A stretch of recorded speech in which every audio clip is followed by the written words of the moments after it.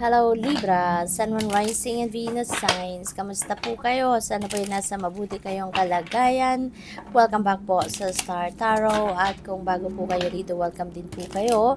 Please subscribe, like, share my videos, and leave me a comment po kung naka-resonate kayo. And shout out po kay Maria Yui 3981.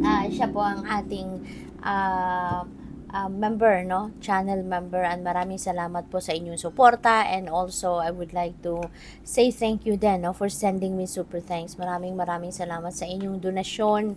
Napakabait po ninyo at very generous. May God bless you more.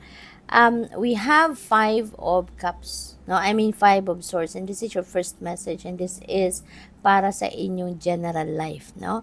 So siguro meron ditong mga conflict na pwedeng pinagdadaanan ang iba sa inyo, no? And this could be a conflict with someone, no? Pwedeng kamag-anak, pwedeng kapatid, magulang, pwedeng katrabaho. Siguro nagkaroon kayo rito ng argument, or maybe hindi naging maganda yung usapan, no? Yung gano'n. Maaari na baka may nasabi kayong hindi maganda, hindi nagustuhan ng kausap ninyo, or baka yung kausap ninyo yung nakapagsabi ng hindi maganda towards you, kaya maaaring kayo yung medyo na off, kumbaga, no, sa sitwasyon. So, but this is number 5, na number 5 resonates with change. Kaya, kung ano man ang sitwasyon na to, it feels like to me na hindi ito magtatagal.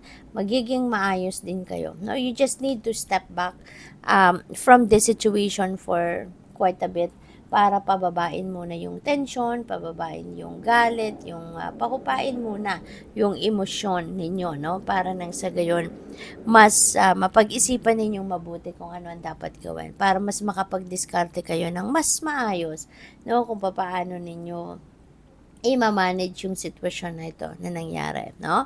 So, tignan natin kung ano pa yung message ninyo for your money career. We have 2 of swords. So, may decision making na kailangan gawin kayo, Libra.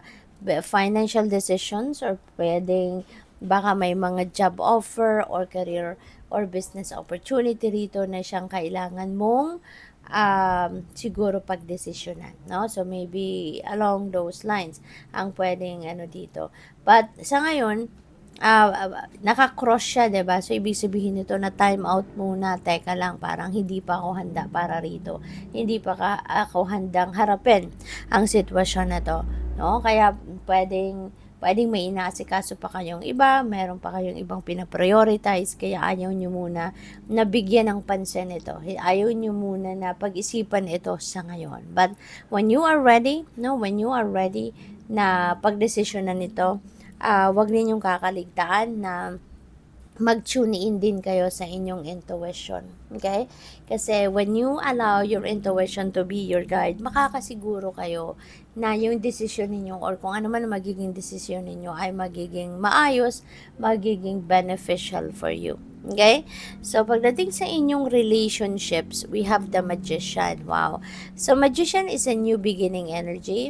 At maaari, no, ang iba sa inyo dito, lalong-lalo na kung kayo ay single pa, baka kayo ay magsisimula ng bagong romantic relationship sa ngayon. Baka may bagong romantic connection na babubuo between you and another person.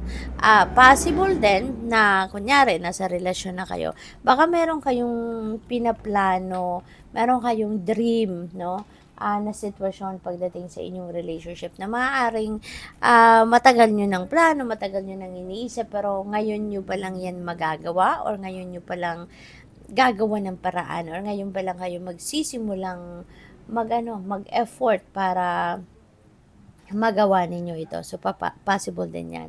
Baka meron ditong improvement, no, or pagbabago for the better, no, sa inyong relationship dynamics. So, maaaring may mga ganong ganap. Baka you are also thinking of kung ano yung relationship goals ninyo, no? At kung ano man yung naisip ninyo, baka yun ang sisimulan na ninyong ngayon, aksyonan, 'di ba? So, thank you for the support, no, Libra, sa aking channel. Thank you for subscribing. And sa mga nag-member na, no, Maria Yui 3981, maraming salamat po. At sa mga hindi nag-skip ng ads, pati na rin sa mga nagpapadala ng donasyon, katulad ni At Maria, Yui 3981. Maraming salamat po for your generosity. God bless you more. So, yung 5 of Swords being clarified by 4 of Pentacles. Ayan. So, baka yung conflict na to could be linked to money. Baka merong usaping pera ang pinagdidiskusyonan dito, no? So, yun ang napipick up ko.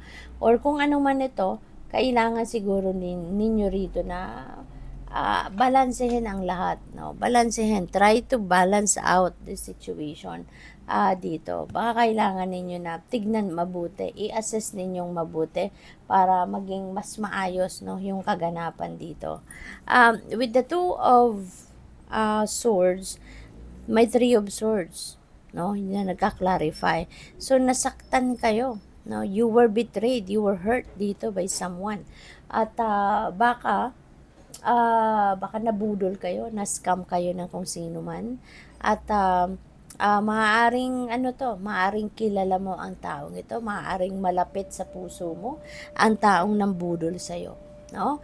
Kaya mahirap, no, yung desisyon na gagawin ninyo rito. Maaaring yung kailangan ninyo pag-isipan dito, pag-desisyonan is, are you gonna keep this person pa rin sa buhay mo? Papatawarin mo ba yung taong ito? Are you still willing, no, to be, to allow this person to be still part of your life despite sa ginawa niya panloloko sa'yo? You know? So, hindi lang emotional na area of life dito ang apektado ninyo, but also yung finances ninyo, kasi nga baka may nakuhang pera ito sa iyo, nabudol kayo ng taong ito pagdating din sa inyong pera, 'di ba? So pwedeng may ganung kaganapan, no? ang sitwasyon dito sa buhay ninyo, Libra. So it's all up to you, no? It's all up to you. Tignan ninyong maigi, pakiramdaman ninyo yung inyong sarili, kasi iba-iba tayo ng sitwasyon. So maaaring iba yung ginawa nito sa inyo, iba din yung nangyari sa iba, 'di ba? So pakiramdaman ninyo ano sa tingin ninyo ang makakabuti para sa inyong sitwasyon. Are you gonna keep that person, no? Because pwede naman na you can forgive a person, but not necessarily na you will keep the person pa rin sa buhay ninyo, 'di ba? Pwede rin na you will keep the person if you are going to give that person another chance, 'di ba, na maging parte pa rin ng sarili mo at ng buhay mo at makabawi sa iyo. So depende yan sa inyong sitwasyon, but I feels like to me na nasasaktan pa rin siguro kayo, kaya hindi pa kayo ready mag-isip kung ano nang gagawin ninyo sa taong ito.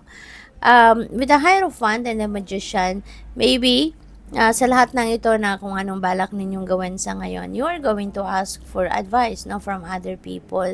Baka mayroon kayong lalapitan, mga counselor siguro or spiritual people na makakatulong din sa inyo, makakapagbigay din sa inyo ng insights, ng inspiration, kung papaano ninyo i-handle din, no, yung decision making na ito na maaaring kinakaharap ninyo pagdating sa inyong relationship.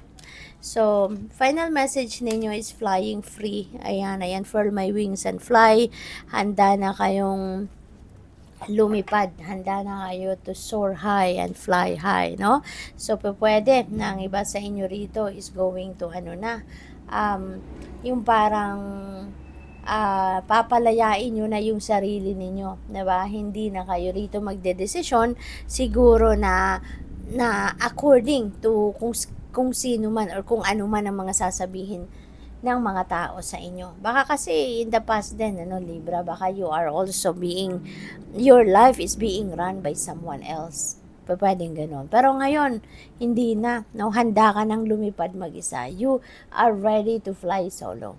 So, parang siguro ngayon, in a way, na-develop mo na rin yung backbone mo, kaya gusto mo nang dumiskarteng mag-isa. So, good luck. Thank you for watching. Love and light. Namaste.